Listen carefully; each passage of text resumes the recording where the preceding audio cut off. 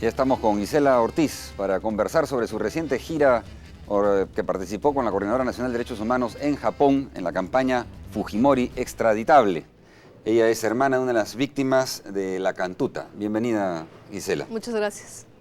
Bueno, esta semana se han conocido estos videos en los que Martín Rivas de alguna manera confirma la responsabilidad que tiene Fujimori en las matanzas, bueno, en la actuación del Grupo Colina y en particular en esta masacre de la cantuta. ¿La opinión pública en Japón está al tanto de los crímenes de los que se le acusa a Fujimori? No, yo creo que hay un gran desconocimiento todavía en Japón de las responsabilidades de Alberto Fujimori y de las principales acusaciones en crímenes de lesa humanidad. Creo que ahí había una mayor información que llegaba al pueblo japonés a través de la página web de Alberto Fujimori, donde por supuesto no va a ser mención de este tipo de crímenes y de responsabilidades.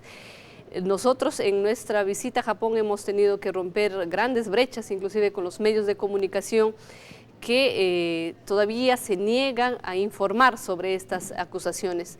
Por suerte hemos tenido un gran acceso a los medios de comunicación, tanto la prensa escrita como la televisión, y también a los diferentes representantes de los ministerios, del gobierno, políticos, que nos han dado la oportunidad de explicarles como familiares la importancia que significa para nosotros el pedido de extradición. Este es un tema clave, ¿no? Porque seguramente la ciudadanía está observando a Fujimori como un japonés que vive en un barrio residencial y acomodado, podríamos decir.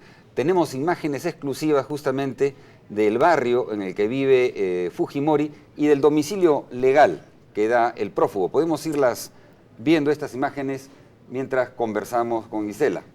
Ahí las tienen ustedes. Gisela, ¿nos puede decir qué resultados tuvo esta gira particularmente? Bueno, por suerte ya nosotros tenemos trabajando a la red japonesa por juicio Fujimori hace más de un año y ellos han venido pues informando de los avances en las investigaciones, en las responsabilidades de Alberto Fujimori. Lo principal creo que ha sido llegar al Ministerio de Justicia, al Ministerio de Relaciones Exteriores, para decirles que nosotros como familiares tenemos una necesidad que no es de ahora, una necesidad que viene de hace más de 10 años, en que se pueda abrir un proceso a Fujimori, en que se le pueda investigar por las responsabilidades que tiene y que por supuesto esto no obedece a ningún tipo de persecución política, ¿no? Sino a esa necesidad de que se nos haga justicia. Creo que también el otro paso importante ha sido las conversaciones con los diferentes congresistas en Japón. En total han sido 6 los congresistas con los que hemos conversado y ellos públicamente han admitido tener desconocimiento de este tipo de acusaciones a Alberto Fujimori y han sentido vergüenza, como ellos mismos lo han dicho, de no haberse preocupado en investigar más allá de la pequeña información que les llegaba.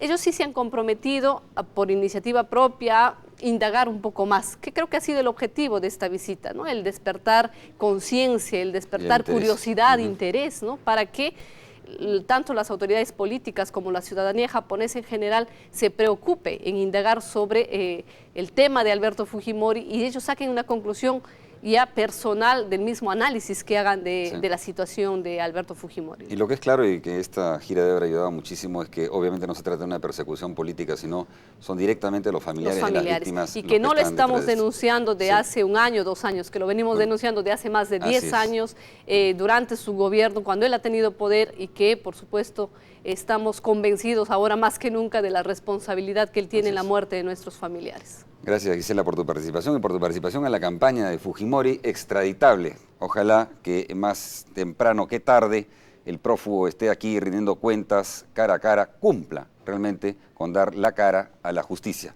Bueno, gracias, Gisela. Y eso ha sido todo por hoy. Los quedamos hasta la próxima semana, otra vez, siempre en el doble horario de Sin Rodeos, el día domingo. Hasta entonces.